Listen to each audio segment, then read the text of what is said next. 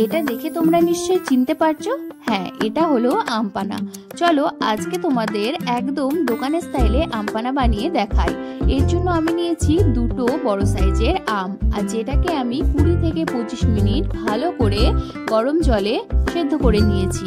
তারপর আমের পাল্পগুলোকে একটা চামচের সাহায্যে ভালো করে ছাড়িয়ে নিয়েছি।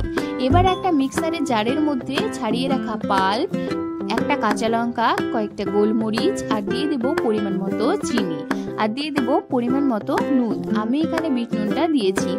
তোমরা চাইলে কিন্তু এর মধ্যে মৌরিটাও অ্যাড করতে পারো, তবে আমি কিন্তু মৌরি দিইনি, যেহেতু আমার ফ্লেভারটা ভালো লাগে না। এবার এটাকে ঘুরিয়ে নিয়ে চলে এসেছি। তোমরা এই অবস্থাতে 5 থেকে 6 গ্লাস শরবত ইনস্ট্যান্ট বানিয়ে খেতে পারো। আবার যদি ভাবো এটাকে ফ্রিজে রেখে 7 থেকে 8 দিন ধরে খাবো, তাহলে ওই পাল্পটাকে কড়াইয়ের মধ্যে দিয়ে ভালো করে শুকিয়ে নিতে হবে। যতক্ষণ না পর্যন্ত লালচে কালার আসছে ততক্ষণ পর্যন্ত এটাকে শুকিয়ে নিতে হবে। তো দেখো একটু একটু লাল হয়ে এসেছে। এবার আমি নামানোর আগে একটুখানি জিরে গুঁড়ো আর একটুখানি গোলমরিচের গুঁড়ো দিয়ে আরও কিছুটা সময় ধরে শুকিয়ে নিয়ে এটাকে নামিয়ে রেখে দেব। তারপর ঠান্ডা হলে এটাকে ফ্রিজে রেখে দেব।